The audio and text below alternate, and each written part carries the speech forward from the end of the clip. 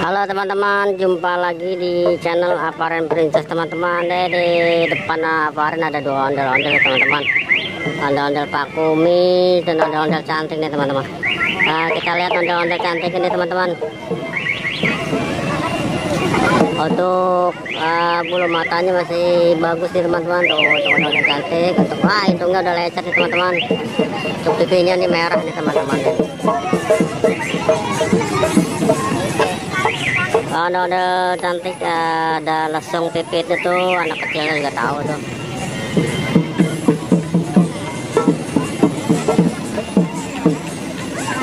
Anak kecilnya demen, seneng nih teman-teman.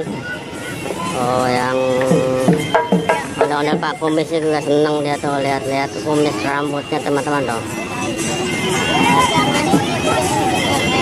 Ada pegang kuping.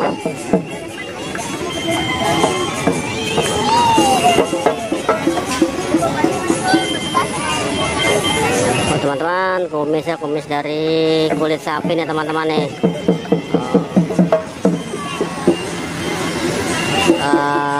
Untuk bajunya warna biru masih bagus teman-teman.